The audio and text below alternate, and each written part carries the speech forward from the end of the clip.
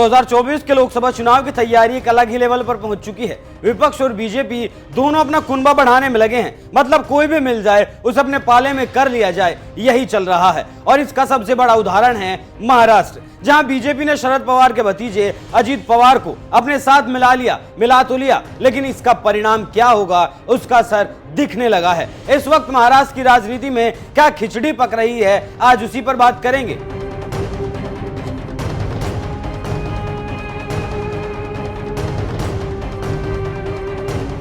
नमस्कार, NMF news देख रहे हैं आप। मैं हूं आपके साथ अभिषेक पुंडी। महाराष्ट्र की राजनीति में जो चल रहा है वो हर किसी की समझ से बाहर है। चाल किसी की है, मोहरे किसी के हैं और खेल कोई और रहा है। लेकिन सबको लग रहा है कि चाल उसी की है और जीत भी उसी की होगी। लेकिन असल में समझ किसी को नहीं आ रहा कि आखिर चल क्या रहा है, क्योंकि अजीत पवार चाचा का साथ छोड़कर बीजेपी के साथ आ गए, लेकिन चाचा से मिलने के लिए 3 बार जा चुके हैं। अभी राजनीतिक जानकार अजीत की फेंकी गोटियों को ही समझने में लगे थे कि अब उद्धव ठाकरे ने अलग जाल फेंक दिया। अब इस जाल में वो खुद उलझेंगे या फिर किसी और को उलझाना चाहते हैं, क्योंकि आखिर में सबको कुर्सी चाहिए। उद्धव ठाकरे ने पैदा की हलचल। कोई दिन नहीं जाता जब महाराष्ट्र की राजनीति से उठापटक की खबरें ना आती हों। ऐसे ही एक हलचल पैदा करने का काम किया है उद्धव ठाकरे ने, क्योंकि उद्धव ठाकरे ने अजीत पवार की तारीफ कर दी। शिवसेना के मुखपत्र सामना को दिए गए एक इंटरव्यू में उद्धव ठाकरे ने महाराष्ट्र सरकार में डिप्टी सीएम अजीत पवार को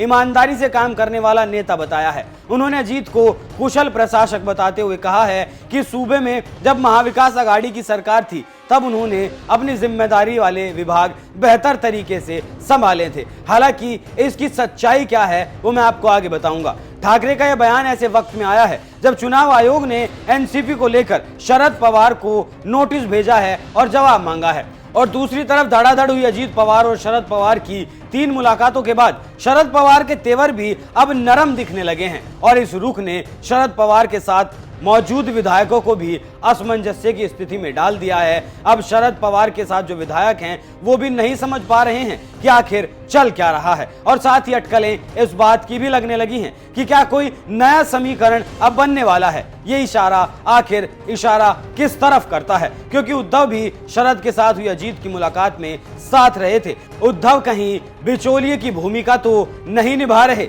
शरद पवार जिस लड़ाई को लड़ रहे हैं उद्धव ठाकरे उस लड़ाई को लड़ चुके हैं। उद्धव ठाकरे अपने पिता की बनाई पार्टी को गंवा चुके हैं और यही लड़ाई लड़ रहे हैं शरद पवार। तो क्या अजीत की तारीफ करने का कारण यही है, तारीफ करना, दफ्तर पहुंचकर मुलाकात करना? तो कहीं ये चाचा भतीजे के बीच की तकरार को खत्म करने की कोई शुरुआत तो नहीं है, क्योंकि कोई और कड़ी दोनों को जोड़ती हुई नहीं दिखाई देती। महाविकास आघाड़ी में दोनों साथ काम कर चुके हैं। उद्धव उस वक्त मुख्यमंत्री थे और अजीत पवार उप मुख्यमंत्री। उद्धव जब सीएम थे तो अजीत के साथ उनके रिश्ते अच्छे बताए जाते थे। तो ऐसा हो सकता है कि शरद की पार्टी का नाम बचाने के लिए अजीत के साथ बातचीत की जा रही हो, क्योंकि पहली मुलाकात में अजीत पत्नी और अपने बच्चों के साथ शरद पवार से मिलने के लिए पहुंचे थे, लेकिन दूसरी और तीसरी मुलाकात में वो छगन भुजबल, प्रफुल्ल पटेल और अपने गुट के तमाम नेताओं के साथ शरद पवार के साथ मुलाकात करने के लिए पहुंचे थे। इस बात के कई और सियासी मायने भी निकल रहे हैं,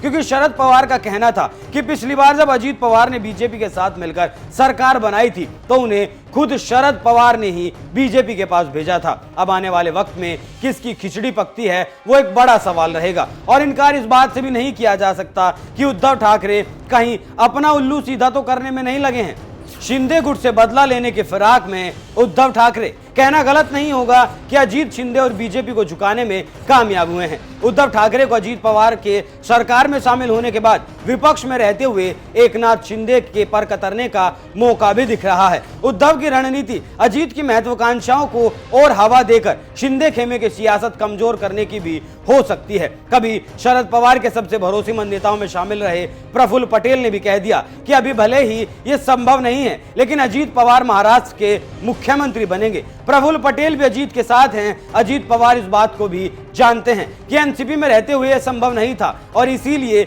बीजेपी के साथ आए होंगे। तो ऐसे में एक सवाल यह भी उठता है कि फिर फडणवीस का क्या होगा। तो ऐसे में फडणवीस का नंबर आता ही नहीं, बनता ही नहीं। अगर बीजेपी अजीत को साथ रखने के लिए उनकी सीएम पद की मांग को मान लेती है तो फिर बहुत मुश्किल काम है। बात यह भी गौर करने वाली है कि अजीत पवार अपनी शर्तों पर बीजेपी के साथ आए हैं या फिर बीजेपी की शर्तों पर साथ गए हैं और सिर्फ उन्हें चाचा से अलग अपना नाम खड़ा करना था। चाचा के कहने पर उन्हें काम नहीं करना था। प्रफुल्ल पटेल ने जो इशारा किया है वो खुद बीजेपी के अंदर कई धड़ों को जन्म दे सकता है, क्योंकि अब तक के घटनाक्रम से तो ऐसा ही लग रहा है कि अजीत अपनी शर्तों के साथ बीजेपी के साथ गए हैं, क्योंकि उद्धव ठाकरे ने वित्त मंत्रालय की तरफ इशारा किया है। उद्धव की जिद के सामने बीजेपी कमतर नजर आई और वित्त मंत्रालय अजीत पवार को दे दिया गया, जो कि पहले शिंदे के पास था। क्या इस बात से शिंदे नाराज नहीं होंगे? बस इसी मौके को उद्धव ठाकरे भुनाना चाहते हैं, क्योंकि शिवसेना के विधायकों ने यह आरोप लगाया था कि अजीत पवार उन्हें पर्याप्त फंड नहीं देते हैं, वो शिवसेना को